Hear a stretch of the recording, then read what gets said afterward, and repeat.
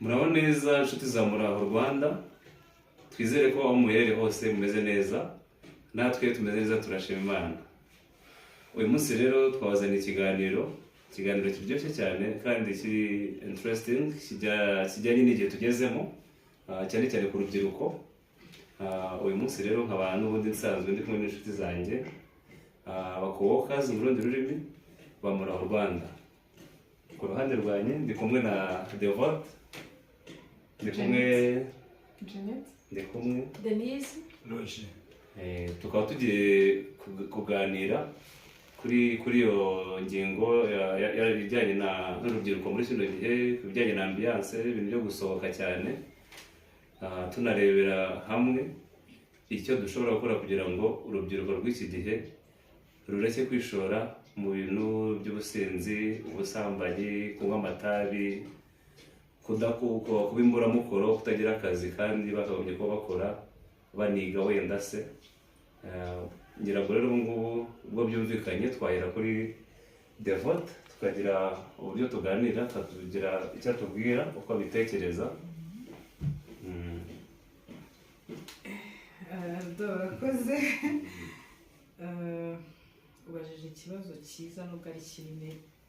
Urakoze mu rubyiruko rw'iki gihe, ariko bajya bavuga ngo buri gihe kigira vuba. Ariko wenda uko iminsi ishira nyine tubona hari ibintu bigenda bihinduka, ntekereza ko kubera wenda ikoranabuhanga, wenda igihe cyacu twebwe mu rubyiruko, tukiri urubyiruko n'ubu turi rwo ariko rukuze, hari byinshi tutari dufite uyu munsi urubyiruko rw'uyu munsi rufite. Yego rero ntekereza ko nta muntu utabibona, hari ibintu bisa nkaho bikabije, ubusinzi bwabaye bwinshi koko, ibintu byose byabaye ku karubanda, nta bintu bikiba mu muryango. Rero ntekereza ko wenda mbere y'uko tuvuga icyo kibazo dushobora bwo kwibaza ngo bino bintu biterwa n'iki. Uko umuryango wahozeho n'urubyiruko rwahozeho, ntabwo urubyiruko rw'uyu munsi ari rwo rubyiruko rushyashya. Nk'uko hari ikiganiro twakoze ubushize njyewe na Denise, uburere ni ikintu kigari, ariko ntekereza ko byose bituruka mu muryango. Ababyeyi basa nkaho baregejemo gato cyangwa se na cyane mu bijyanye n'uburere bw'abana, kuko twebwe nk'igihe cyacu hari amasaha ababyeyi babaga bagura utagomba kurenza utari mu rugo. Ariko abana b'iki gihe ntabwo bibaza niba bafite ababyeyi cyangwa se batabafite, cyane cyane ko wa mugani nk'uko yavuze urubyiruko rw'iki gihe abenshi nta nubwo ari imfubyi. Benshi ntabwo ari imfubyi, ni bakeya. Noneho ukibaza ni gute umwana ufite ababyeyi bombi akora ibintu nk'ibi cyangwa se yitwara gutyo. Wenda bavuze ubusinzi, twariko wenda tuze turebe ku kintu kimwe tuvuga ngo ubusinzi. Ntekereza ko wenda kunywa inzoga si ikibazo, ariko Jesu yabyaye ko n'umwana w'imyaka 20, ngiye mu minsi ishize nagiye ahantu rwose ngiye kureba, ni ahantu mu kabari kamwe, nta muntu w'imyaka 27 urimo, abantu bose bari muri ako kabari bari munsi ya 25, amatabi menshi, ukabona ameza aruzuye, nyine ukabona abantu ntabwo ari kunywa inzoga byo kunywa, ukabona harimo ibindi bintu, depression, ukabona nyine urabire ugahita wumva ufite agahinda. Ukabona ikibazo ntabwo ari ziriya nzoga ziri kunywebwa, ukaba n'abana bagira imiryango bakomokamo. Ntekereza ko icyo kintu nacyo dushobora kwibaza ikintu kibitera mbere yo kuvuga ngo birakwiye cyangwa ntibikwiye. Mbona nyine ababyeyi dusa nkaho, ntabwo dusa nkaho ababyeyi, ababyeyi b'iki gihe basigaye batinya abana kubera pressure, imwe bavugaga pressure ya societe, pressure y'urubyiruko rugenzi rwawe. Ababyeyi basigaye baregeza yumva ko ashobora kubura umwana kurushaho, ariko nanone ntumufite. Hari igihe ababyeyi batinya kubwira umwana, bimwe twavuze no mu biganiro bindi byabanje, hari igihe utinya kubwira umwana ikintu, uvuga ngo umwana, kuko umwana uri kuri pressure. Natwe twese muri adolescence yacu hari ukuntu umubyeyi akubwira ikintu ukagira ngo arakwanga, utahe saa 12, kandi saa 12 utangiye kumva uryohewe n'izindi nshuti, arabikubwira ukora ariko ugataha uko ukura. Niyo mpamvu uko ukura nibwo umenya bya bintu ababyeyi bakubwiraga. Rero ntekereza ko ababyeyi b'iki gihe rwose ni abo kugawa. Bwira umwana ikiri, kuko twebwe iyo myaka twarayiciyemo, tuba tuzi ibibamo. Bwiza umwana ukuri, nashaka wenda abe yabirenga, ariko hari icyo wamubwiye, abubura arabireka kugira ngo batababaza umwana. Ntekereza ko iyo ngingo twavugaho byinshi, wenda muze ku kintu kimwe twari tuzi cy'ubusinzi, ukabije turakomeza tuganire. Ariko njye mbona ikibazo si urubyiruko rwacu, ahubwo ikibazo ni ababyeyi bacu b'iki gihe basigaye bararegeje nubwo twareba impamvu baregeje ntacyo nabigaho gito kugira ngo bagenzi banjye bagire ikintu bavuga. twerekeze kuri Janet rero nayo icyo atubwira.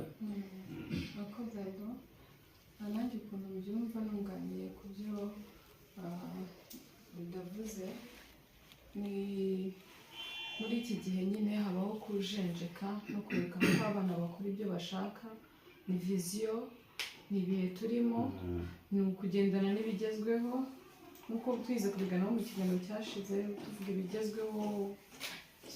N'ubundi niko biba bimeze, ababikora bose bavuga ngo nibyo bigezweho, ariko abana ahanini mbona ko bahura n'abafite iyo mico babikora bakaba bakwanduza bagenzi babo.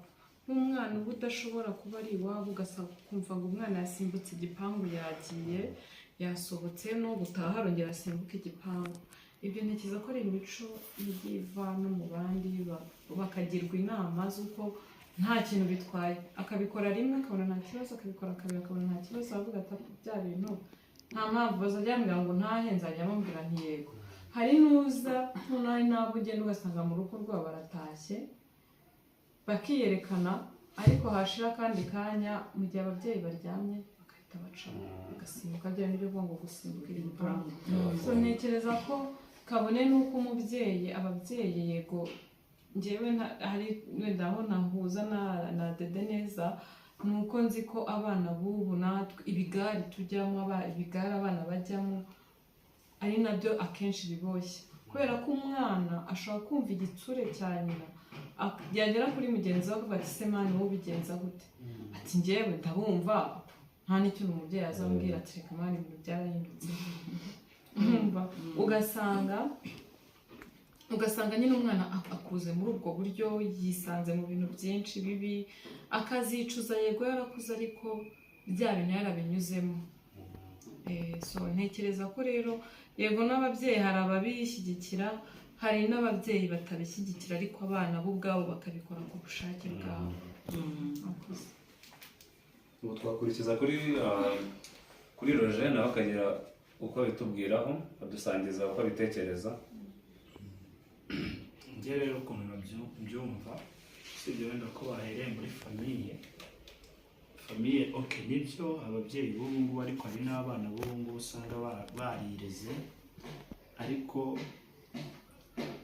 ikibazo kiriho kuri iyi si ni kimwe, abantu bose bashaka kugendana n'isi ako kanya uko imeze, nta bushobozi ntacyo, ariko agashaka uburyo yitwara nkabo.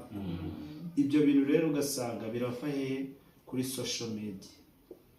Ibi bintu bya interinete, urafata umwana wawe nta myaka afite, ugasanga ari kureba abasitari runaka, arashaka kwigereranya nabo, arashaka kubona umuntu ukuntu ameze, wenda yabifotoye hari ariko siko ari mu buzima busanzwe, arasohoka aragenda aho agiye hose arabyerekana, ugasanga biri kugenda bishuka urubyiruko rw'ubu ngubu ugashaka kuba nkabo, kandi ibyo bintu wenda we yabibyazamo umusaruro akabikuramo n'amafaranga mu buryo bwo kubipostinga, kubishyira ahantu hose hatandukanye, ugasanga bari kubikuramo inyungu, ariko wowe uri kumwigana ntuzi ikintu agambiriye, ahubwo wowe uri kumukurikira utazi impamvu.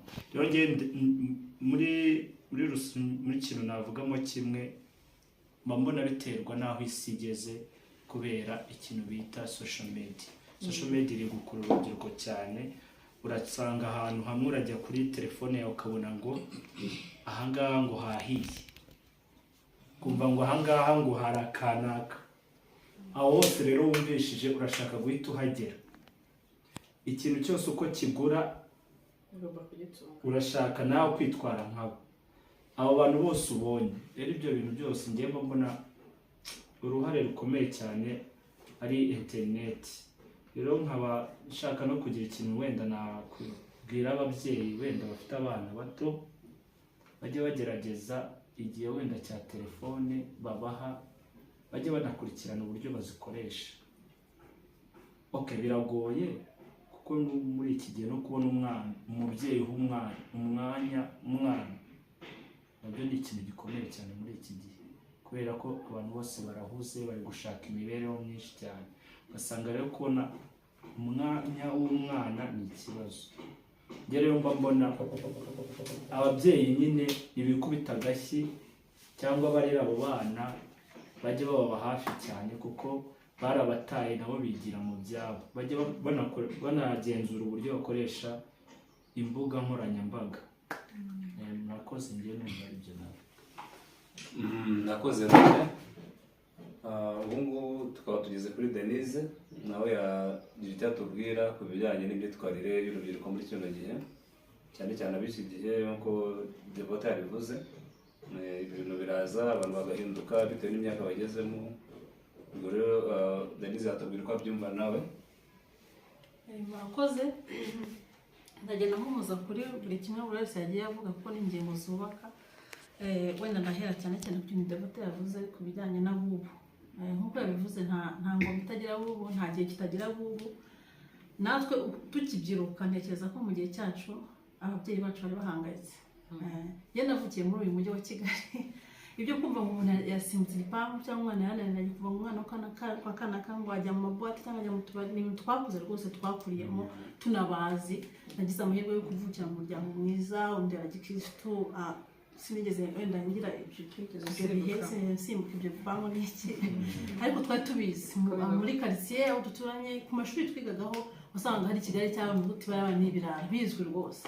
Ngo rero ibyo tubona ubu byahozeho na mbere yacu na mbere y'ababyeyi bacu. Ngo kuko society iraguka, kuko u Rwanda rwatangiraga ari Gasabo ari akantu rwaguka, iterambere riraguka. Nuvuga ngo Kigali iraguka, niba muri 90 hari utubari tungana gutya na gutya, ubu ngubu tumaze kwikuba inshuro zingahe. Nuvuga ngo society iraguka, kandi ibi byose mu kwaguka kwabyo ni ibintu we expose ku urubyiruko narwo rukavuga mu kwinjoyinga nyine. Nukuvuga ngo rero bafite amahirwe bakoresha wenda mu buryo butari bwo, ariko ntabwo twabigaya wenda kuvuga ngo umuntu arasohotse cyangwa se ahubwo wenda kubijera nibwo mbona bibamo ikibazo. Nko kuvuga ngo ababyeyi barateshutse, wenda ikintu kigaragara cyo nuko ababyeyi nabo bameze nk'abasimbutse gutanga uburere cyangwa se gukanira umwana, ubona babifata nk'ari ibintu biri demude kwa. Njye mbibona kenshi twakuze nyine muri iki kintu cy'igikristo, wenda ababyeyi musenga mugira gute, ariko kuri ubu ngubu kubera ko n'iterambere ryaje n'ababyeyi batitaye ibyo by'amasengesho, kandi n'ibintu byubaka urubyiruko cyane, byubaka abana, bitanga uburere mu mashuri nayo hose. Ugasanga uburyo society igenda ikura, uburyo isi yose yabaye umudugudu, ibyo tubona hanze tubibona byoroheje. Mbere wajyaga kumva televiziyo, ubu ngubu birebera kuri telefone yawe. Ibyo byose rero biraza umuntu akananirwa uburyo abijera.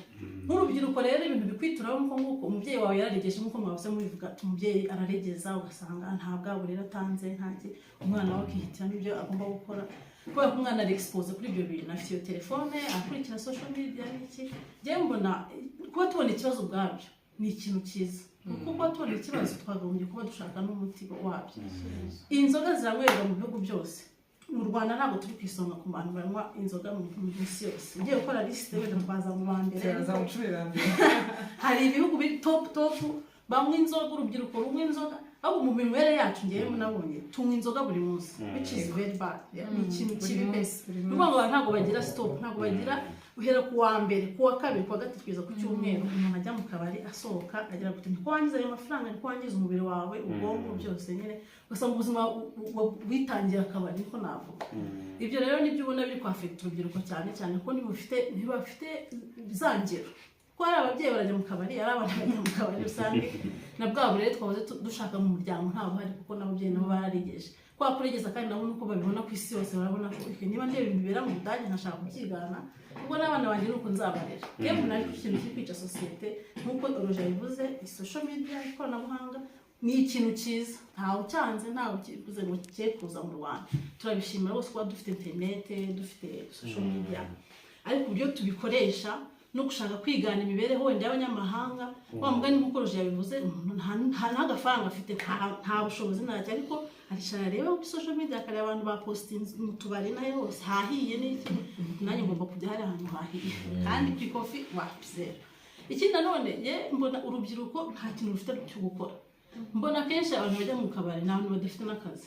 Uzareba abantu bafite akazi wenda bajya mu kabari pe, ariko abenshi nk'uko David yavuze ati urubyiruko hanze munsi ya 25 ni abana bakirangiza segonderi bakirangiza kaminuza nta kazi nta mafaranga bafite wenda barishinga abo bayafite bakeya wenda bafite ukuntu mu miryango yabo bahagije bakoshe niyo yafata ndabakameye ariko nicara yabyareye urumva no kudashaka ikintu abantu bakora ngo bahuge bagire ikintu kuva wa mbere ujya mu kazi kugeza ku cyumweru kamenya ko nta kintu bafite ukora so neza ko na bwa bushomeri bufite ukuntu gusunikira urubyiruko mu kujya mu biyobyabwenge no kwiheba kuva ko wihebye nta kazi ukeneye urabona hari ibintu byinshi afite hano ugasanga ay'inzoga nabo bakugurira ntibagura njye niko nyambabaje ntabwo ati njye nkunda kubibaza rwose urubyiruko se wowe bimeze bite usohoka kuva kwa mbere amafaranga yakura abagura barahari ntabwo babura kwa kubana kwacu n'abanyarwanda nyine usanga uvuga uti mwaramburiye muri session nanjye nkabona zamugurira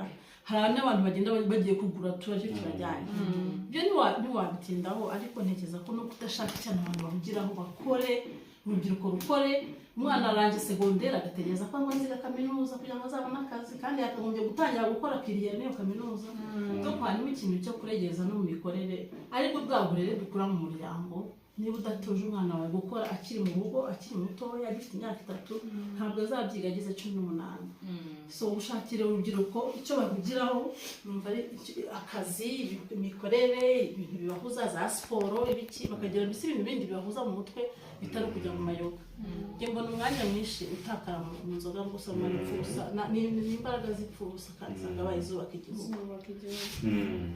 turabashimiye rero abavandimwe twasangiye ikiganiro byari bimeze neza nanjye se nabura kugira icyo mvuga nk'inama nagira urubyiruko barumuna banjye bashiki banjye ni ukuri isi tugezemo ndibaza ko ntabwo byoroshye shetani arakanuye reka twitondere rero ibintu tubamo gusohoka kutita ku bifite akamaro tukita ku bidafite akamaro duhanga amaso akazi kandi dukore twiteze imbere ibyiza biri imbere murakoze cyane rero iri muri Rwanda nk'uko mubizi buri munsi tuba ibiganiro bishya tugumane 5 kuri 5 murakoze cyane